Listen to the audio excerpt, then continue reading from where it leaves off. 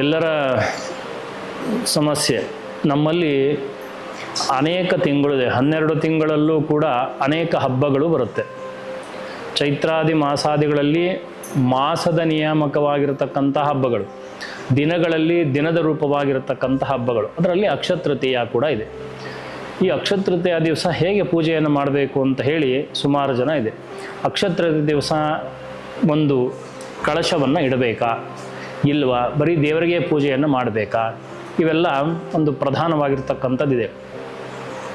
ನಮಗೆ ಭೂಮಿಯನ್ನು ಕಾಪಾಡ್ತಾ ಇರತಕ್ಕಂಥ ಸಾಕ್ಷಾತ್ ಭಗವಂತ ವರಾಹದೇವರು, ಮೂಲವಾಗಿ ವರಾಹದೇವರ ಪೂಜೆಯನ್ನು ಮಾಡಬೇಕು.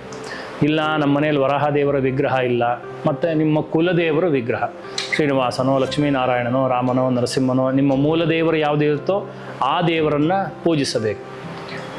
ಯಾವತ್ತೂ ಕೂಡ ನೀವು ಅಕಸ್ಮಾತ್ ಗಂಧದ ಅಭಿಷೇಕವನ್ನು ಮಾಡದೇ ಇದ್ದರೆ ಅಕ್ಷಯ ತೃತೀಯ ದಿವಸ ಆ ದೇವರುಗಳಿಗೆ ಗಂಧದ ಅಭಿಷೇಕವನ್ನು ಮಾಡಬೇಕು.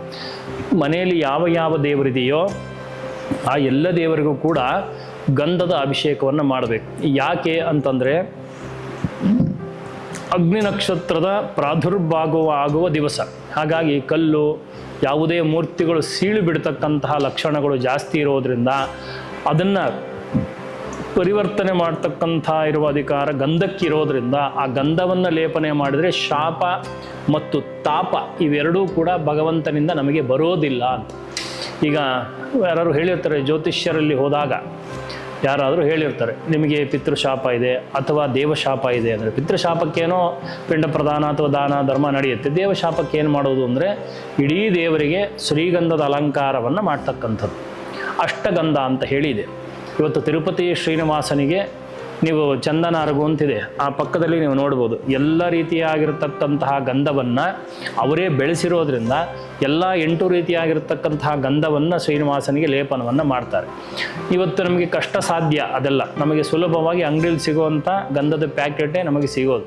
ಅಥವಾ ಸ್ವಲ್ಪ ಹಳಬರಿದ್ದರೆ ಸಾಣೆಕಲ್ಲಲ್ಲಿ ಗಂಧದ ಚಕ್ಕೆ ಸಣ್ಣದಾಗಿಟ್ಟು ಅದನ್ನು ಗಂಧವನ್ನು ತೆಗೆದು ಲೇಪನವನ್ನು ಮಾಡ್ತಾರೆ. ಏನಾದರೂ ಮಾಡಿ, ಅದಾದರೂ ಪರವಾಗಿಲ್ಲ, ಅದನ್ನಾದರೂ ತಂದು ಆ ಸಂಪೂರ್ಣವಾಗಿ ವಿಗ್ರಹಕ್ಕೆ ಲೇಪವನ್ನು ಮಾಡಿ ಆಮೇಲೆ ಅದಕ್ಕೆ ಇಟ್ಟು ಮಂಟಪ ಅಥವಾ ಪೀಠದಲ್ಲಿಟ್ಟು ಅದಕ್ಕೆ ಅರ್ಶಿಣ ಕುಂಕುಮಾದಿಗಳ ಪೂಜೆಗಳನ್ನು ಮಾಡಿ, ಧೂಪ ದೀಪ ನೈವೇದ್ಯ 16 ಉಪಚಾರವಾದ ಪೂಜೆಗಳನ್ನು ಮಾಡಿ ನೈವೇದ್ಯವನ್ನು ಮಾಡಿ. ವಿಶೇಷವಾಗಿ ನೈವೇದ್ಯಕ್ಕೆ ವಸಂತ ಮಾಸ ಆದ್ದರಿಂದ ಹೆಸರುಬೇಳೆ, ಕಡಲೆಬೇಳೆ, ಕೋಸಂಬರಿ ಅಥವಾ ಮಾವಿನ ಹಣ್ಣಿನ ರಸಾಯನ, ಪಾನಕ, ಯಾವುದೇ ರೀತಿಯಾಗಿರ್ತಕ್ಕಂಥ ಪಾನಕ 5 ನೈವೇದ್ಯಗಳನ್ನು ಮಾಡಿ ಕೊನೆಯ ಪಕ್ಷ ಒಂದು 5 ಜನಕ್ಕಾದರೂ ಹಂಚತಕ್ಕಂಥದ್ದು ಅಕ್ಷಯ ತೃತೀಯದ ವಿಶೇಷ. ಮಾಡಿ ಉಪಚಾರ ಪೂಜೆಗಳನ್ನು ಮಾಡಿ ಅವತ್ತು ರಾತ್ರಿಯೂ ಕೂಡ ದೇವರಿಗೆ ನೈವೇದ್ಯ ಮಂಗಳಾರತಿಗಳನ್ನು ಮಾಡಿ ಮಾರನೇ ದಿವಸ ಪೂರ್ತಿಯಾಗದನ್ನು ಶುದ್ಧಿ ಮಾಡ್ತಕ್ಕಂಥದ್ದು. ಆ ಶುದ್ಧಿ ಮಾಡಿ ಗಂಧವನ್ನೆಲ್ಲ ತೊಳೆದು ಆ ಗಂಧದ ನೀರಲ್ಲಿ ತೆಗೆದ್ರೆ ಉಳಿದ ಗಂಧವನ್ನು ಮೈಗೆ ಎಲ್ಲರೂ ಕೂಡ ಹಚ್ಕೊಳ್ಬೋದು, ಬಂದವರಿಗೆ ಅದನ್ನು ಕೊಡ್ಬೋದು, ಬ್ರಾಹ್ಮಣರಿಗೆ ಮುತ್ತೈದರಿಗೆ ಎಲ್ಲರೂ ಕೂಡ ಮನೆಗೆ ಬಂದಾಗ ಆ ಗಂಧವನ್ನು ಹಚ್ಕೊಳ್ಳೋದಕ್ಕೋಸ್ಕರವಾಗಿ ಕೊಡ್ಬೋದು.